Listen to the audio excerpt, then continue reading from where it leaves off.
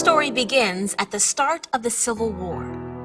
Lincoln's primary war goal was to preserve the Union, not free the slaves.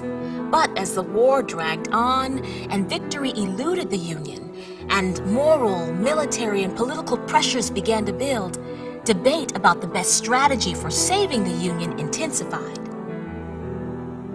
Abolitionists pressed the president to transform the war for Union into a war for freedom as well. Any attempt now to separate the freedom of the slave from the victory of the government, any attempt now to secure peace to the whites while leaving the blacks in chains, will be labor lost. Frederick Douglass. But many pro-Union whites opposed turning the war for Union into a war against slavery. Lincoln especially feared alienating the border states, still loyal to the Union, all of which were slave states.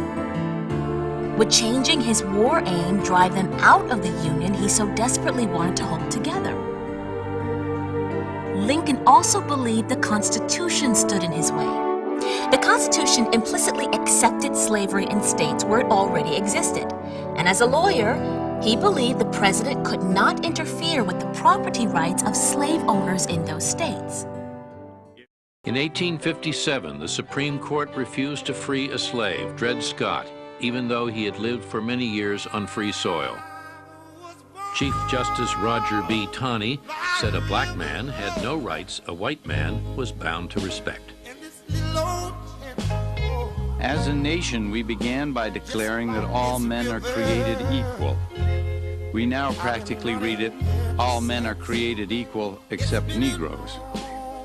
Soon, it will read all men are created equal except Negroes and foreigners and Catholics. 407 years ago, our fathers brought forth on this continent a new nation, conceived in liberty, and dedicated to the proposition that all men are created equal. Now, we are engaged in a great civil war, testing whether that nation, or any nation so conceived and so dedicated, can long endure. We are met on a great battlefield of that war.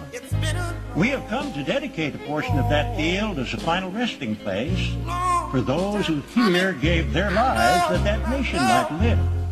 It is altogether fitting and proper that we should do this. But in a larger sense, we cannot dedicate. We cannot consecrate.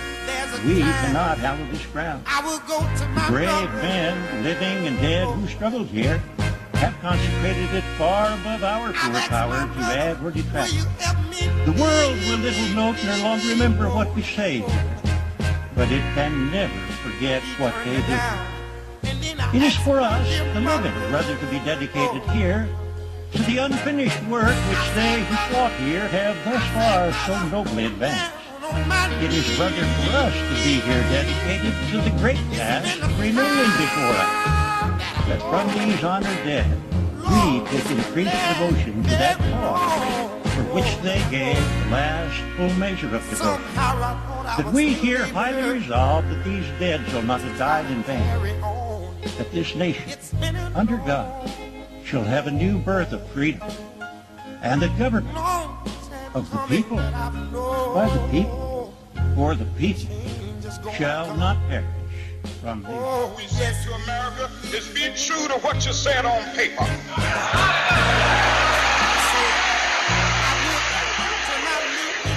If I lived in China or even Russia or any totalitarian country, maybe I could understand some of these illegal injunctions. Maybe I could understand the denial of certain basic First Amendment privileges because they haven't committed themselves to that over there. But somewhere I read of the freedom of assembly. Somewhere I read of the freedom of speech. Somewhere I read of the freedom of press. Somewhere I read that the greatness of America is the right to protest far right.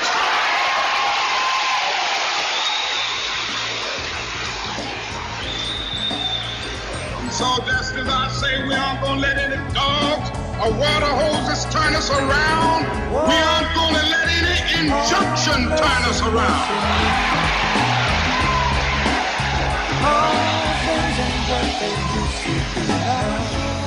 Well, I don't know what will happen now. We've got some difficult days ahead. But it really doesn't matter with me now, because I've been to the mountaintop. I don't mind.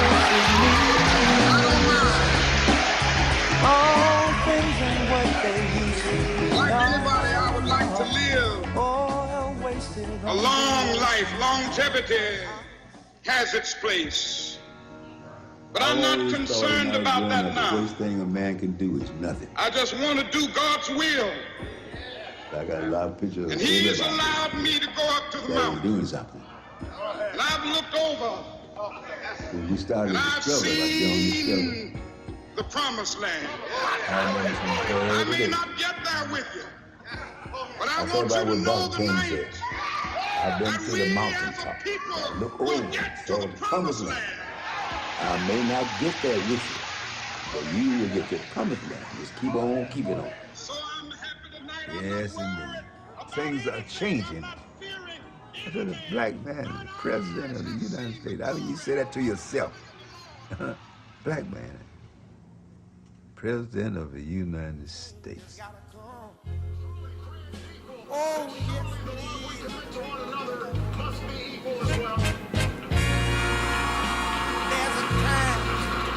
I will go to my brother. Until no citizen is forced to wait for hours to exercise the right to vote. I've asked my brother, will you help me please? Our journey is not complete until we find a better way to welcome the striving, hopeful immigrants who still see America as a land of opportunity. Until bright young students and engineers, our journey is not complete until all our children, from the streets of Detroit to the hills of Appalachia to the quiet lanes of Newtown, know that they are cared for and cherished. That is our generation's task. To make these words, these rights, these values of life and liberty and the pursuit of happiness real for every American.